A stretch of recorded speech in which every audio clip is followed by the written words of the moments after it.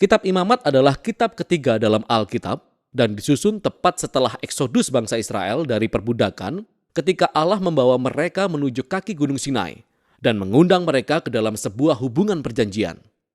Nah, dengan cepat mereka memberontak dan melanggar perjanjian itu. Dan Allah menghendaki kehadirannya yang mulia datang dan tinggal di tengah-tengah bangsa Israel dalam bentuk kemah suci. Namun dosa-dosa bangsa Israel merusak hubungan itu. Sehingga di akhir kitab sebelumnya, yaitu Keluaran, Musa sebagai wakil bangsa Israel bahkan tidak bisa memasuki hadirat Allah di dalam kemah. Kitab Imamat diawali dengan mengingatkan kita akan masalah yang mendasar ini. Dikatakan bahwa Allah memanggil Musa dari dalam kemah. Jadi pertanyaannya adalah, bagaimana bisa bangsa Israel dalam keadaannya yang penuh dosa dan keegoisannya diperdamaikan dengan Allah yang kudus ini? Itulah isi dari kitab ini. Bagaimana Allah dengan penuh anugerah menyediakan jalan bagi semua orang berdosa dan bejat untuk tinggal dalam hadiratnya yang kudus.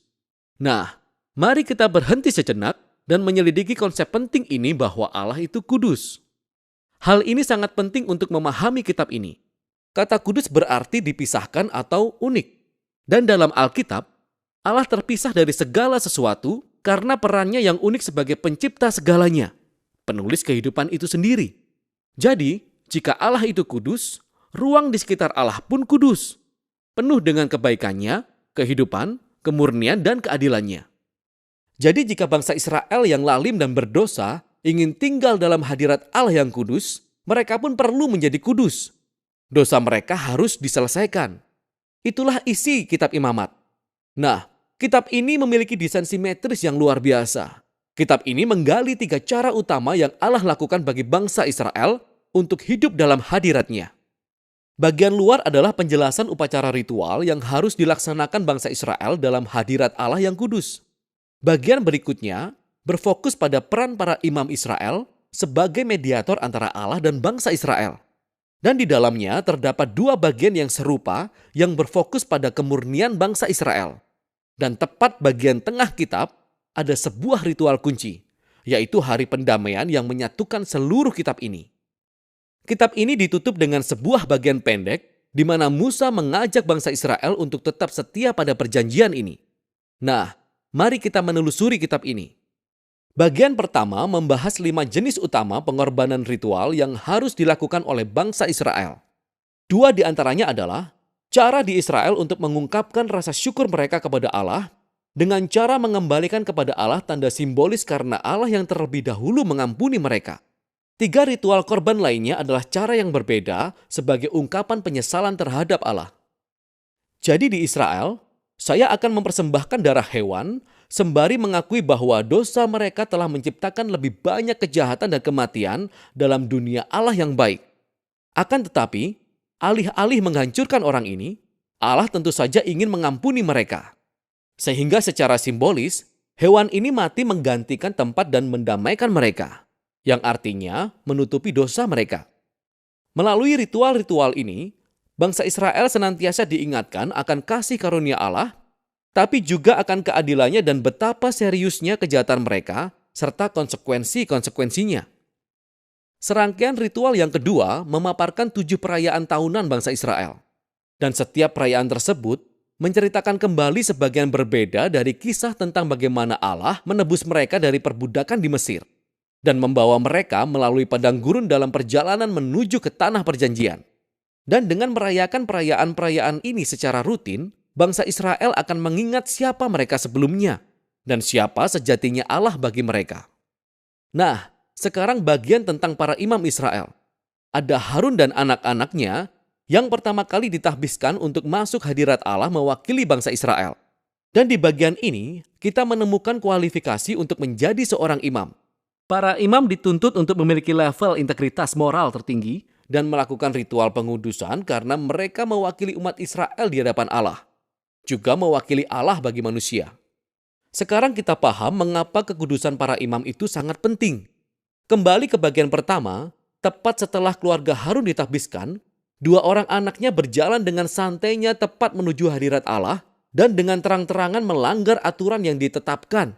Sehingga mereka dibinasakan oleh kekudusan Allah saat itu juga. Ini adalah sebuah pengingat yang menakutkan dari paradoks hidup dalam hadirat Allah yang kudus, karena ini adalah kebaikan yang murni, tapi menjadi berbahaya bagi mereka yang memberontak dan menghina kekudusan Allah.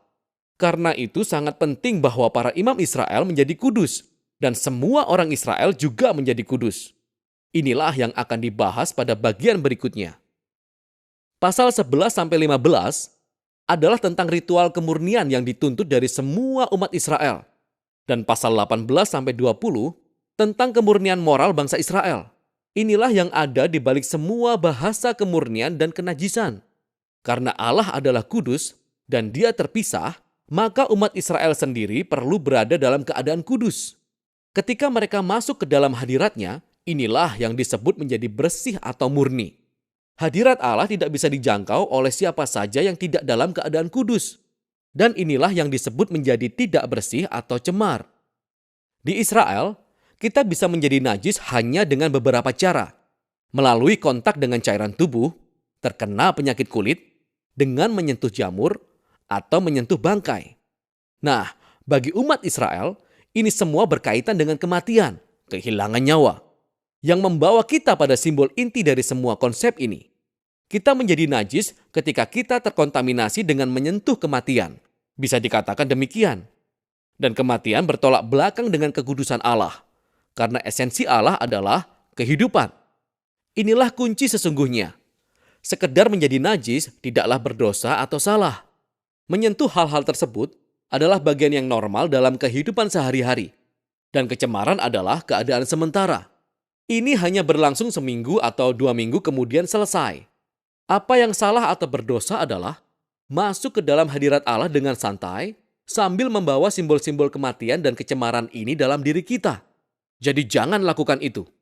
Cara terakhir untuk menjadi najis adalah dengan makan hewan-hewan tertentu. Dan perintah makanan halal ada tepat di bagian ini. Nah, ada banyak sekali teori tentang mengapa hewan-hewan tertentu itu dianggap najis dan terlarang. Apakah ini untuk mendorong kebersihan atau untuk menghindari hal-hal tabu dalam budaya itu? Teksnya tidak spesifik. Namun poin dasar dari semua pasal ini sangat jelas. Semua ini merupakan rangkaian simbol-simbol kebudayaan yang rumit yang mengingatkan bangsa Israel bahwa kekudusan Allah haruslah mempengaruhi semua area kehidupan mereka. Bagian berikutnya adalah tentang kemurnian moral bangsa Israel. Umat Israel dipanggil untuk hidup berbeda dari orang Kanaan. Mereka diperintahkan untuk peduli kepada orang miskin daripada mengabaikannya. Mereka harus memiliki level integritas seksual tinggi dan menggalakkan keadilan di seluruh negeri. Pada bagian tengah kitab ini, kita menemukan sebuah penjelasan panjang dari perayaan tahunan bangsa Israel, yaitu Hari Pendamaian. Kemungkinannya, tidak setiap dosa dan pemberontakan umat Israel ditutupi melalui pengorbanan secara individu, sehingga setiap setahun sekali, imam besar akan mengambil 2 ekor kambing jantan. Salah satunya akan menjadi korban penghapus dosa dan menghapus dosa bangsa Israel, dan yang lain disebut kambing hitam. Imam akan mengakui dosa bangsa Israel dan secara simbolis meletakkannya pada kambing ini, kemudian melepaskannya ke padang gurun. Sekali lagi, sebuah gambaran kuat dari keinginan Allah untuk menghapus dosa dan semua konsekuensinya dari umatnya, sehingga Allah bisa hidup bersama mereka dalam damai. Kitab ini ditutup dengan Musa memanggil bangsa Israel untuk tetap setia kepada semua syarat perjanjian, dan dia menjelaskan berkat dari kedamaian dan semua kelimpahan yang diperoleh jika bangsa Israel menaati semua perintah ini. Musa juga memperingatkan mereka bahwa jika mereka tidak setia dan tidak menghormati kekudusan Allah, hal itu akan membawa bencana dan akhirnya dibuang dari tanah yang dijanjikan kepada Abraham. Nah, jika Anda ingin melihat bagaimana imamat cocok dengan alur cerita besarnya, sangat membantu untuk melihat kalimat pertama pada kitab selanjutnya dari Alkitab, yaitu Bilangan. Kitab itu dimulai dengan Tuhan berfirman kepada Musa di kemah pertemuan, sehingga kita bisa melihat bahwa Musa sekarang dapat masuk ke hadirat Allah mewakili bangsa Israel. Kitab Imamat berhasil. Jadi meskipun Israel gagal, Allah telah menyediakan sebuah cara untuk menutupi dosa mereka, sehingga Allah dapat tinggal bersama orang-orang berdosa dalam damai. Dan inilah isi kitab Imamat.